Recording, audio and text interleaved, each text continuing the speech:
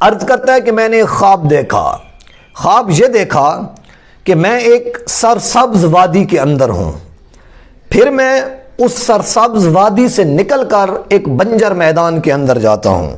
اللہ اکبر۔ تو مجھے اس خواب کی تعبیر ارشاد فرما دیں۔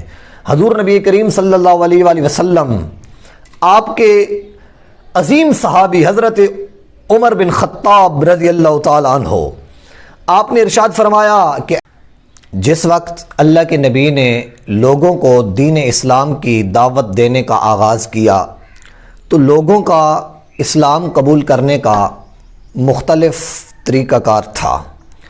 کسی نے حضور نبی کریم صلی اللہ علیہ وآلہ وسلم آپ کی خوبصورت زبان مبارک سے متاثر ہو کر اسلام کو قبول کیا، کسی نے نبی کریم صلی اللہ علیہ وآلہ وسلم کے خوبصورت مکھڑے کو دیکھ کے اسلام قبول کیا، کسی نے نبی کریم صلی اللہ علیہ وآلہ وسلم آپ کی صداقت کو دیکھ کے اسلام کو قبول کیا، کسی نے نبی کریم صلی اللہ علیہ وآلہ وسلم آپ کی رسالت کو دیکھ کے اسلام قبول کیا۔ الغرض ہر بندے کے ایمان لانے کا جو طریقہ کار تھا وہ مختلف تھا۔ کوئی قرآن پڑھتا تھا تو ایمان والا ہو جاتا تھا، کوئی حدیث پڑھتا تھا تو مسلمانوں کی صف میں آ جاتا تھا۔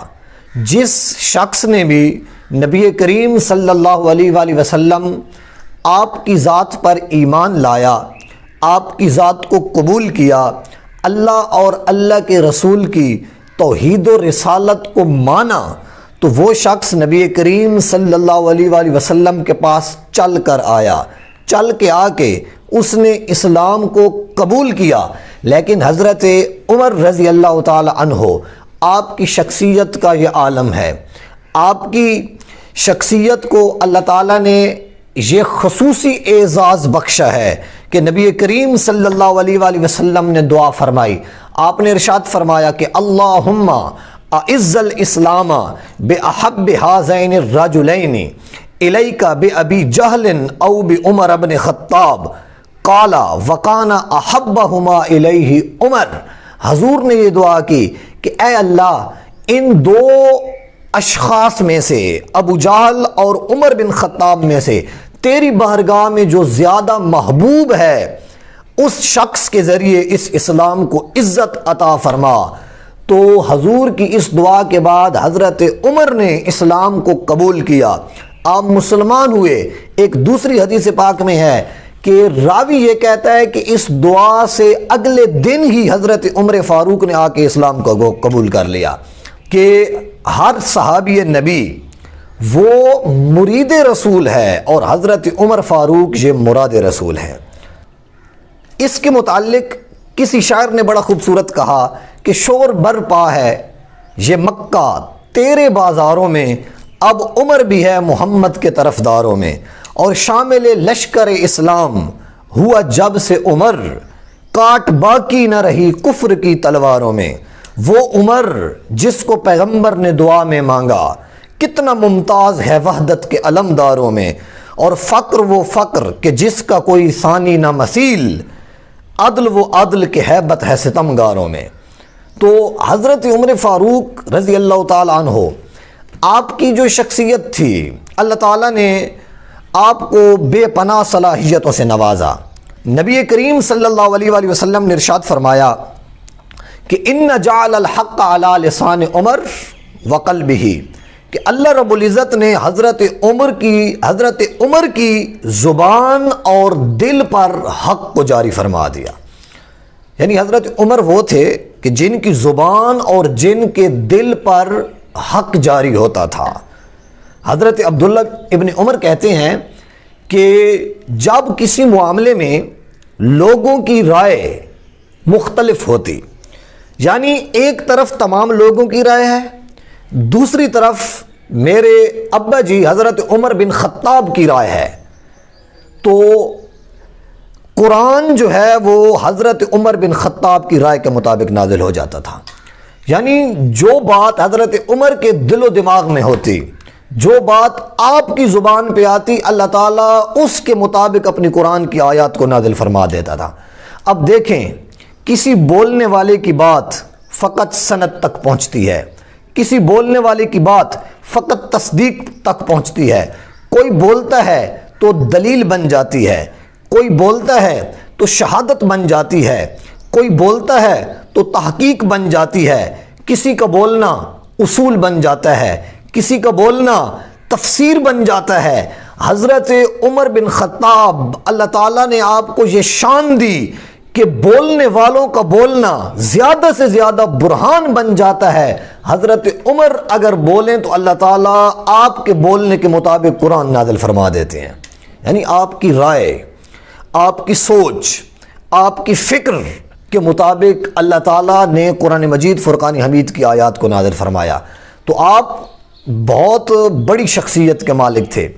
ایک شخص جس کا نام تھا ربیہ بن امیہ، حضرت عمر فاروق رضی اللہ تعالی عنہ آپ کے پاس آتا ہے، عرض کرتا ہے کہ میں نے ایک خواب دیکھا۔ خواب یہ دیکھا کہ میں ایک سرسبز وادی کے اندر ہوں، پھر میں اس سرسبز وادی سے نکل کر ایک بنجر میدان کے اندر جاتا ہوں۔ اللہ اکبر! تو مجھے اس خواب کی تعبیر ارشاد فرما دیں۔ حضور نبی کریم صلی اللہ علیہ وآلہ وسلم آپ کے عظیم صحابی حضرت عمر بن خطاب رضی اللہ تعالی عنہ، آپ نے ارشاد فرمایا کہ اے شخص تو پہلے ایمان لائے گا، ایمان لانے کے بعد تو مرتد ہو جائے گا۔ جب حضرت عمر فاروق رضی اللہ تعالی عنہ آپ نے یہ بات فرمائی تو وہ شخص بے چین ہو گیا، اس شخص کے اوپر گھبراہٹ جاری ہو گئی، گھبراہٹ طاری ہو گئی، وہ بڑا پریشان ہوا، اتنا پریشان ہوا کہ اس نے یہ کہہ ڈالا کہ اے امیر المؤمنین، میں نے جھوٹ بولا ہے، مجھے کوئی ایسا خواب آیا ہی نہیں۔ جب حضرت عمر نے یہ بات سنی تو آپ نے ارشاد فرمایا کہ اب اگر تجھے خواب آیا ہے یا نہیں آیا، جیسا بول دیا گیا ہے ایسا ہو جائے گا۔ اندازہ کریں حضرت عمر کی بات کے اندر اللہ تعالیٰ نے کتنی قوت اور کتنی تقویت رکھی تھی کہ اگرچہ اب تمہیں خواب آیا ہے یا نہیں آیا، لیکن جو کہہ دیا گیا ہے وہ ہو جائے گا۔ پھر تاریخ نے یہ دیکھا کہ وہی شخص شراب پیتا ہے، شراب کے بعد اسے امیر المؤمنین سزا دیتے ہیں اور اسے جو ہے نا اپنے وطن کو چھوڑنے کی ہدایات مل جاتی ہیں، یعنی اسے جو ہے نا وہ ملک بدر کر دیا جاتا ہے، وطن سے نکال دیا جاتا ہے، وہ خیبر چلا جاتا ہے، وہاں سے وہ دھکے کھاتا ہوا روم چلا جاتا ہے، وہاں سے وہ دھکے کھاتا ہوا آگے کسی اور ملک میں چلا جاتا ہے، حتیٰ کہ وہ شخص مرتد اور نصرانی ہو کے اس دنیا سے گیا۔ تو یہ کیا تھا؟ یہ حضرت عمر کی بات تھی جو انہوں نے کہہ دی اور وہ ہو گئی۔ تو نبی کریم صلی اللہ علیہ وآلہ وسلم نے فرمایا کہ اللہ تعالیٰ نے حضرت عمر کے دل اور زبان پر حق کو جاری فرما دیا ہے۔ یہ عمر وہ ہیں جن کے متعلق اللہ کے نبی نے ارشاد فرمایا کہ میری امت کا محدث وہ عمر بن خطاب ہے۔ حضرت عمر جس راستے سے گزریں اس راستے سے شیطان نہیں گزرتا۔ حضرت عمر وہ ہیں جن کے متعلق نبی کریم نے ارشاد فرمایا کہ اگر میرے بعد کوئی نبی ہوتا تو وہ عمر بن خطاب ہوتا۔ حضرت عمر وہ ہیں جن کے متعلق نبی کریم نے ارشاد فرمایا کہ اس روئے زمین پر کوئی ایسا شخص نہیں ہے کہ جس کے اوپر سورج طلوع ہوا ہو اور وہ عمر سے بہتر ہو۔ تو آپ اندازہ کریں کہ اللہ تعالیٰ نے حضرت عمر کو کس قدر مقام، کس قدر فضیلت اور مرتبہ عطا فرمایا۔ ہم یہ دعا گو ہیں کہ اللہ تعالیٰ ہمیں اپنے اس عظیم صحابی رسول سے ہمیشہ وفاداری کی توفیق عطا فرمائے۔